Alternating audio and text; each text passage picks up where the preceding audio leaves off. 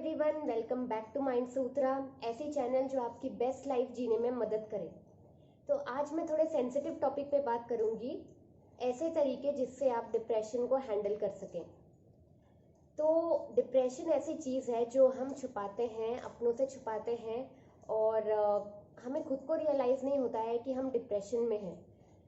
तो बहुत ज़रूरी है कि कैसे हम बचें डिप्रेशन में जाने से, उसके तरीके समझें।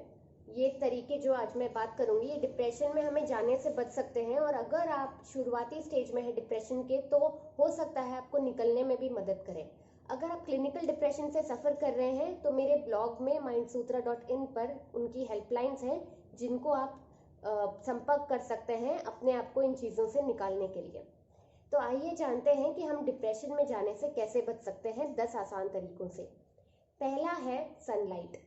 जी हाँ, सूर्य की रोशनी इतनी फ्री में हमें अवेलेबल है और इतनी ज़्यादा क्वांटिटी में अवेलेबल है, पर हम उसका उपयोग नहीं करते हैं। सनलाइट ऐसी चीज़ है जो हमारी बॉडी को बहुत ही ज़रूरी है देना। हमारी बॉडी को जब रोशनी मिलती है तब उसे ये सिग्नल मिलता है कि हम नॉर्मल एनवायरनमेंट में हैं। तो उस सिग्नल से हमारे शरीर में अच्छे हार्मोन्स या हैप्पी हार्मोन्स रिलीज होते हैं, जिससे हमारा मानसिक संतुलन एवं फिजिकल संतुलन बना रहता है। अगर सनलाइट का सोर्स आपके घर में या आसपास में इतना ज़्यादा नहीं आता है, अंधेरा रहता है, तो मैं ये बोलूँगी कि आप मॉर्निंग वॉक्स पे या जॉगिंग पे जाया करिए, ताकि आपके शरीर को सनलाइट पूरा मिले। बेस्ट समय है सनलाइट लेने का सुबह।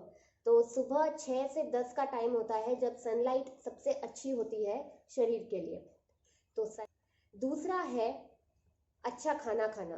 तो हम हमारी बॉडी में जैसा खाना डालेंगे वैसे ही हमारे थॉट्स भी होते हैं। अगर हम अपने शरीर में जंक, तला हुआ, बासी खाना डालेंगे तो हमारे विचार भी उसी तरह के होते हैं। हमारा माइंड और बॉडी कनेक्टेड है, इसलिए बहुत ज़रूरी है कि हम फ्रेश, हेल्दी और स्वच्छ खाना खाएं। उसी तरह के विचार भी हमारे मन में आएंगे। ये दोनों चीज़ें इंटरकनेक्टेड है। तो जब हम पॉजिटिव खाते हैं तो पॉजिटिव सोचते हैं, और जब हम पॉजिटिव सोचते हैं तो हम एक्शन लेते हैं ताकि हम हमारे बॉडी में पॉजिटिव चीज़ें डालें। और अगर हम नेगेटिव सोचते हैं तो ज़्यादातर चांस है कि आपको आलस रहेगा अच्छा फ्रेश खाना खाने के लिए, और आप बासी, जंक फूड या ऑयली या बहुत ज़्यादा बाहर का खाना खाएंगे, और उसी तरह के फिर विचार भी हमारे मन में आते हैं, और ये चीज़ें इंटरकनेक्टेड हैं। तीसरी चीज़ है मेडिटेशन। अब मेडिटेशन सुन के काफ़ी लोग घबराते हैं, but meditation is nothing but कि अपने थॉट्स के बारे में अवेयर होना।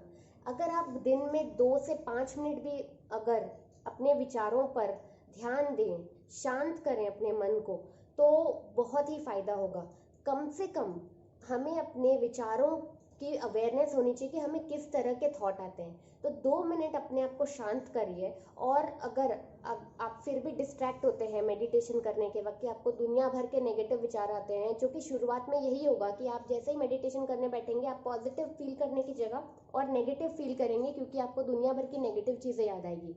तो ऐसे में आप पॉजिटिव ऑडियो लगा सकते हैं बैकग्राउंड में और उनके शब्दों पर ध्यान दें, इंस्टेड ऑफ आपके थॉट्स पे फोकस करने की जगह।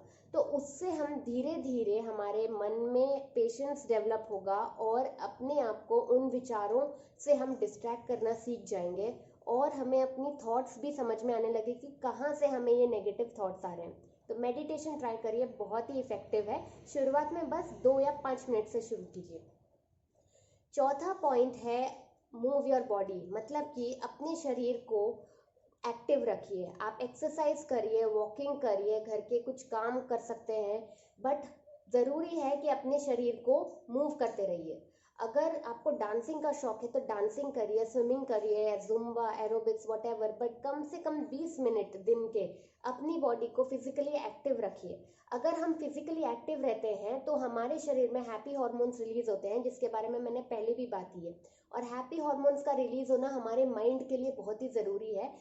अगर हैप्पी हार्मोन्स नहीं रिलीज होते हैं तो हमारी बॉडी में स्ट्रेस हार्मोन ज़्यादा रिलीज होते हैं, जिसके कारण हमारे ब्रेन को ये सिग्नल मिलता है कि समथिंग इज रॉन्ग हमारे एनवायरनमेंट में, और वो स्ट्रेस हार्मोन ज़्यादा रिलीज होने से हमारे अंदर नेगेटिविटी ज़्यादा आती है। तो ये चीज़ें काफ़ी इंटरकनेक्टेड है, इसीलिए फोकस करिए कि आपका शरीर मूव करे, आप एक्सरसाइज करें, पसीना बहे, और जिससे आपके हैप्पी हॉर्मोन्स रिलीज हो, और इससे आप डायरेक्ट इम्पैक्ट देखेंगे कि आपकी नेगेटिविटी भी दूर रहेगी, आप खुद के बारे में बहुत पॉजिटिव फील करेंगे। पांचवा पॉइंट है अपनी प्रॉब्लम शेयर करिए। कई बार हम सोचते हैं कि हमारे पेरेंट्स समझेंगे नहीं, हमारे सिबलिंग्स समझेंगे नहीं, हमारे फ्रेंड्स कोई समझते ही नहीं है हम किस चीज़ से गुजर रहे हैं, तो हम सोचते हैं कि हम किसी से शेयर ना करें। बट ये बहुत बड़ी मिस्टेक है। जब हम फीलिंग्स अपने अंदर दबाते चले जाते हैं तो वो भरता जाता है हमारा मन, और उससे भी बहुत नेगेटिविटी आती है, और ये आप नेगेटिव थॉट्स के लूप में फंस जाते हैं। तो बहुत ज़रूरी है कि आप शेयर करें किसी से, ऐसे से शेयर करिए जो आपको अपलिफ्ट करे, जो आपको सही दिशा दिखा सके, क्योंकि कई बार हम किसी को ट्रस्ट करते हैं पर वो हमारी बातें गलत तरीके से यूज़ कर लेता है हमारे अगेंस्ट। तो इंश्योर करिए कि आप इस पर्सन को ट्रस्ट करते हैं, आप उनसे शेयर करिए और आगे बढ़िए। आपका मन भी हल्का होगा और आपको अलग पर्सपेक्टिव मिलेगा, आपको अलग सोच मिलेगी सामने वाले के पॉइंट ऑफ व्यू से। यहीं पे काउंसलर, थेरेपिस्ट या लाइफ कोच काफ़ी काम आते हैं। अगर मैं रिपीट कर रही हूँ, अगर आपको क्लिनिकल डिप्रेशन है तो आप थेरेपिस्ट के पास जाइए जो आपको निकाल सके इस चीज़ से। पर अगर आपकी इश्यूज छोटे मोटे हैं तो यहाँ पे लाइफ कोच या काउंसलर्स भी आपको बहुत मदद कर सकते हैं। mindsutra.in पर इसकी और इन्फो अवेलेबल है, प्लीज़ चेक दैट आउट।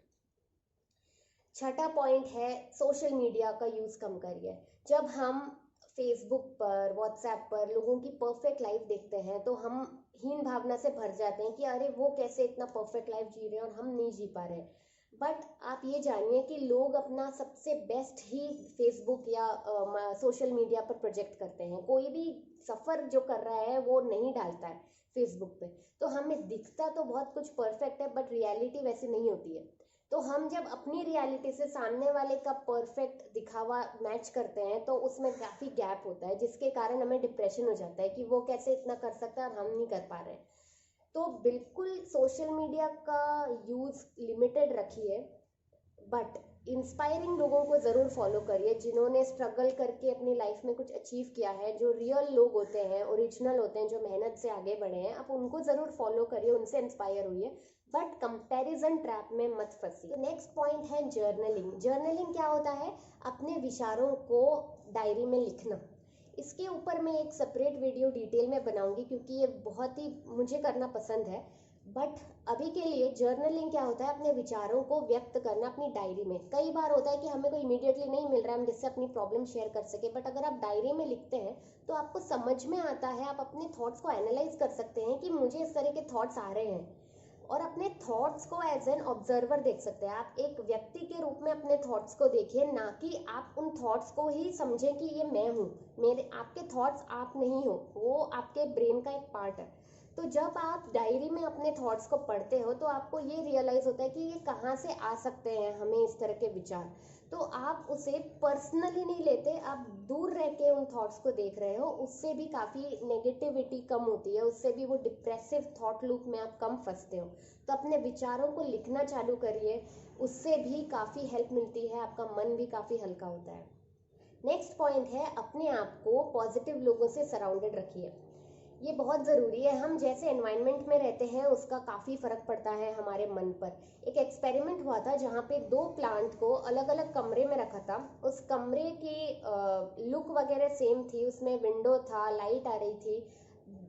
दोनों प्लांट को सेम अमाउंट का पानी और खाद वगैरह डाला गया, पर एक प्लांट को हमेशा नेगेटिव चीज़ें बोली गई कि तुम आगे बढ़ोगे ही नहीं, तुम पौधा ग्रो ही नहीं होगा, तुम अभी मर जाओगे। और दूसरे पौधे को अच्छी अच्छी बातें करेगी कि तुम फलोगे फूलोगे, तुम बढ़ोगे और हमें तुम बहुत पसंद हो, इस तरह की बातें करी।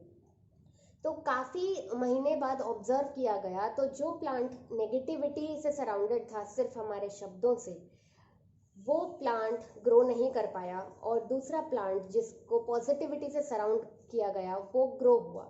तो जब ये इफेक्ट प्लांट पे हो सकता है, हमारी वाइब्रेशंस कैसी नेगेटिव या पॉजिटिव रही है प्लांट के लिए, उसका इफेक्ट प्लांट पे पड़ सकता है। तो हम तो इंसान हैं, हम किन तरह के लोगों से घिरे हुए हैं उसका हमारे मन पे बहुत असर पड़ता है। तो कोशिश करिए कि आप ऐसे लोगों से दूर रहें। अगर आप दूर नहीं रह पा रहे हैं तो बस काम पूरते संपर्क रखिए, पर जो लोग पॉजिटिव हैं, जो आपका बेस्ट अंदर से बाहर लाते हैं, उन लोगों से अपने आप को सराउंडेड रखिए ताकि आप आगे बढ़ पाएं। अगला पॉइंट है नेचर में रहिए। हम प्रकृति को फॉर ग्रांटेड ले लेते हैं, बट आप खुद देखेंगे जब भी आप वॉक में जाते हैं, ग्रीनरी में, फॉरेस्ट में, गार्डन में, या फिर अगर आप बालकनी में ही खड़े हैं और हवा ले रहे हैं बहुत अच्छी, तो आप खुद ही रियलाइज करेंगे कि कितना आपको पॉजिटिव फील हो रहा है। तो नेचर को फॉर ग्रांटेड मत लीजिए। आपको जब भी लो फील हो, आप बाहर निकलिए घर से, आप हवा में जाइए, आपको बहुत पॉजिटिव फील होगा। आखिरी और मेरा फेवरेट पॉइंट है ग्रैटिट्यूड। ग्रैटिट्यूड का मतलब क्या होता है? आभार प्रकट करना। तो अगर हम छोटी छोटी चीज़ों के लिए आभार व्यक्त करेंगे कि आपको खाने को मिल रहा है, आपके पास फैमिली है, आपके सर पर छत है, ये चीज़ों से आप शुरुआत करिए। और रोज़ 5 चीज़ें जिसके लिए आप ग्रेटफुल हैं, आप आभारी हैं ऊपर वाले से या यूनिवर्स से, आप उसे रोज़ लिखा करिए। इससे आपकी लाइफ में बहुत ज़्यादा परिवर्तन आएगा और आपका जो फोकस नेगेटिव चीज़ों पे है वो बहुत कम होगा। तो कैसे लगे आपको मेरे 10 पॉइंट, मुझे कमेंट करके बताइए, और इन्हें आज से ही अपने लाइफ में अप्लाई करिए ताकि आप डिप्रेशन में स्लिप ना हो। मेरे ब्लॉग पे विजिट कीजिए हेल्पलाइंस के लिए, mindsutra.in पर डिस्क्रिप्शन बॉक्स में लिंक है। Thank you so much. Subscribe, like and share.